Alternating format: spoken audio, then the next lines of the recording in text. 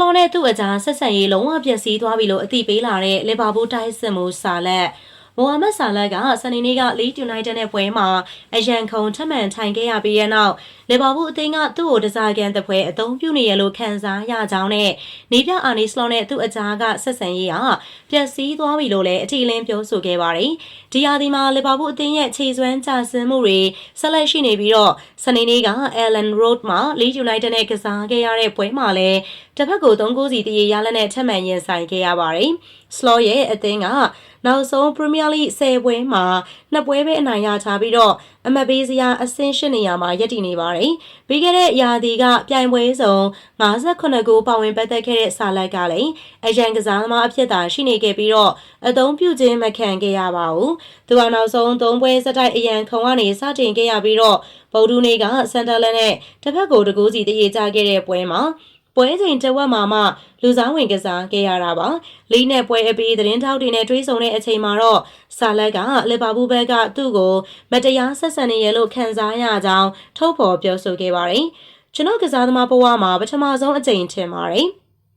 3ချိန်မြောက်အရန်ခုံထိုင်ရတာပါရိုးရိုးသားသားပြောရရင်ကျွန်တော်အရန်ကိုစိတ်ပြတ်မိတယ်ကျွန်တော်ဒီအသင်းအတွက်နှစ်တည်အများကြီးအထူးသဖြင့်ပြီးခဲ့တဲ့ရာသီမှာအများကြီးလုပ်ပေးခဲ့ပါတယ်အခုတော့ကျွန်တော်ဘာကြောင့်မှမသိပဲအရန်ခုံမှာထိုင်နေရတယ်အသင်းဘက်ကကျွန်တော်ကိုကြောင်ထိုးလိုက်တယ်လို့ပဲထင်ရတယ်ကျွန်တော်ခံစားရတာဒီလိုပါပဲတရားရောကကျွန်တော်ကိုအပြစ်တင်စေချင်နေတာထင်ရှားလို့ကျွန်တော်ထင်တယ်နွေရာသီမှာကျွန်တော်ဂတိတွေအများကြီးရခဲ့တယ်။အခုချိန်ထိ3ပွဲအရန်ခုံထိုင်နေရတယ်။အဲဒီအတွက်ကြောင့်သူတို့ဂတိတည်တယ်လို့ကျွန်တော်မပြောနိုင်ဘူးဆိုပြီးဆာလက်ကဆိုပါတယ်။ဆက်လက်ပြီးတော့လည်းဆာလက်က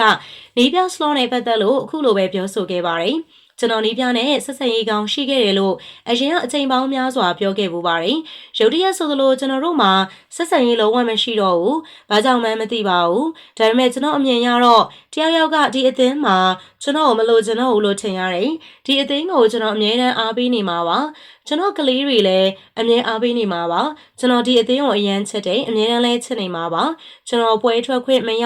ခင်ဗျားတို့လည်းမသိပေမဲ့ကျွန်တော်ကတော့ကြိုသိနေခဲ့တယ်။အဲဒီနေ့ကကျွန်တော်အမေကိုဖုန်းဆက်ပြီးတော့73ရက်နေ့မှာကံမဲ့ Brighton နဲ့ပွဲကိုလာခဲ့ဖို့ပြောခဲ့ပါတယ်။အဲ့ဒီပွဲမှာကျွန်တော်ကစားမလားမကစားဘူးလားဆိုတာမသိပါဘူး။ဒါပေမဲ့နောက်ဆုံးပွဲဖြစ်သွားနိုင်တာမို့အပြေအဝပျော်အောင်နေသွားမှာပါဆိုပြီးတော့ဆာလက်ကပြောဆိုခဲ့ပါတယ်။